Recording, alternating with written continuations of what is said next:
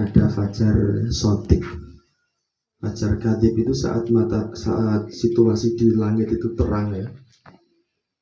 Ini kalau tidak ada polusi cahaya, kita bisa mengobservasi keberadaan fajar sodik. Fajar sodik itu fajar yang jujur, fajar yang beneran, yaitu cahaya putih di sisi timur yang menyebar dari utara ke selatan, lalu semakin kesini semakin terang, tidak ada gelapnya lagi.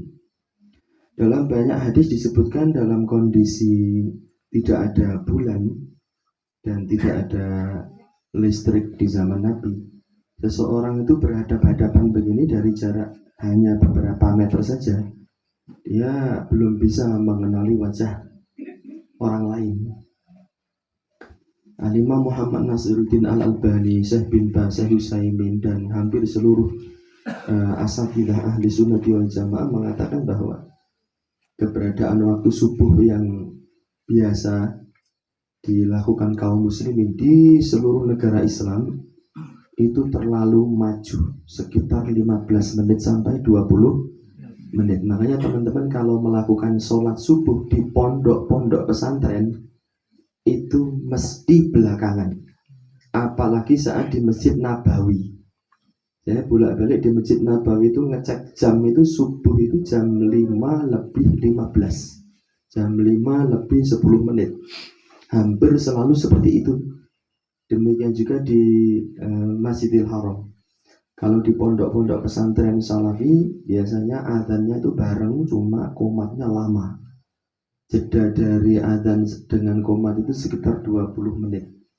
Pasti lebih belakangan dibandingkan pelaksanaan sholat subuh di kampung-kampung itu. Makanya tadi saya menyampaikan ibadah itu bukan yang paling cepet-cepetan, tetapi yang paling tepat waktu ketika sudah masuk waktunya. Contoh ketika sholat duhur, itu kapan termasuk waktu sholat duhur itu? Ketika bayangan dari suatu benda itu sudah berada di sisi timurnya. Jadi kalau teman-teman pengen ngecek, tancapkan lidi atau tongkat di tempat yang tenggar ya. Tenggar itu bahasa Indonesianya apa ini? Lapang, di tempat yang lapang. Itu disebut waktu zawal kalau matahari sudah di atas kepala kita, kemudian sudah menggelincir ke barat. Otomatis bayangan dari benda itu ada di sisi timurnya. Itu baru disebut waktu zawal, waktu zuhur. Bukan kok jam setengah 12 adzan, jam 11 lebih 15 lebih 20 menit adzan. Terus waktu asar, kapan waktu asar itu tiba? Saat bayangan dari suatu benda itu lebih panjang dari panjang benda itu. Lebih panjang dari panjang benda itu. Jadi tongkat ditancapke, otomatis kalau matahari sudah menggelincir ke barat, bayangannya ada di sisi timurnya kan. Nah, panjang bayangannya ini sudah lebih panjang dari panjang benda aslinya. Misalnya antum menancapkan benda 30 cm atau 35 cm. Yang 5 cm masuk ke tanah, yang 30 cm yang ada di atas tanah.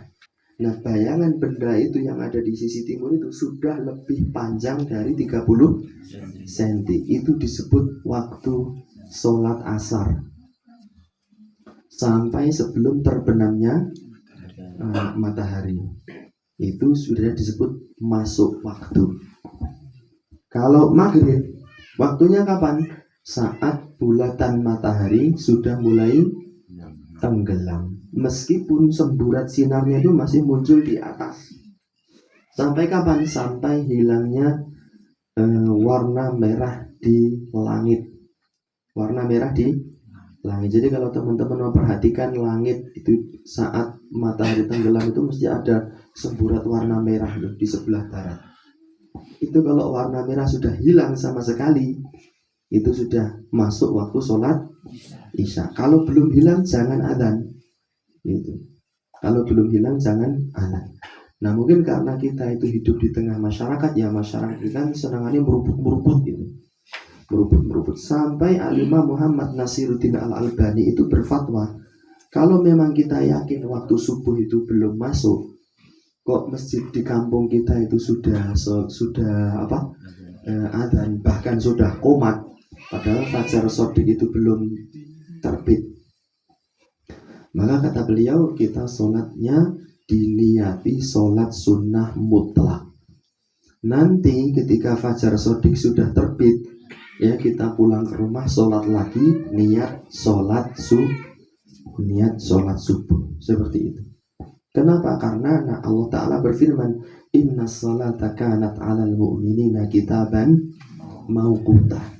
Sesungguhnya sholat itu diwajibkan bagi orang-orang yang beriman dan waktunya itu sudah ditetapkan. Siapa yang menetapkan? Allah Subhanahu wa Ta'ala, dan diterangkan oleh Rasulullah Sallallahu Alaihi Wasallam dengan kriteria, dengan ciri-ciri yang sudah jelas tegas disebut di dalam hadis. Mungkin ada di antara teman-teman yang sudah melaksanakan umroh yang belum, semoga Allah Subhanahu wa Ta'ala mudahkan. Cek ketika sholat subuh di Masjidil Haram, di Masjid Nabawi, itu mesti lebih dari jam 5. Bahkan ada perbedaan waktu, konversi waktu memang benar, tapi kan jamnya sama. Subuh di sini misalnya jam 5, di sana juga jam 5, cuma bedanya 4 jam. Tapi untuk jam-jamnya sama. Gitu. Jam 5 lebih 10, kadang jam 5. Dan kalau keluar dari masjid itu sudah sangat terang sekali. Ini kalau lampunya dimatikan ya, perasaan saya ini masih sangat gelap. Apalagi masih ada cahaya bulan. Dalam kondisi bulan belum tampak, listrik itu juga belum masuk di satu wilayah. Kata Nabi, seseorang yang melihat temannya di jarak beberapa meter itu ya, maka dia belum bisa mengenalinya.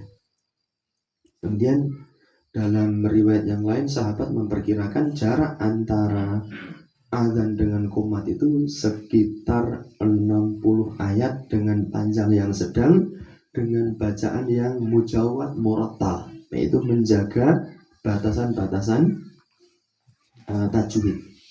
Kalau diperkirakan di era sekarang sekitar 20 menit itu jaraknya, teman-teman sekalian. Nah, mumpung kita ini tidak sedang berada di kampung, kita sedang menyelenggarakan sholat subuh secara mandiri, ya kita berupaya untuk melaksanakan sholat subuh itu tepat pada waktunya.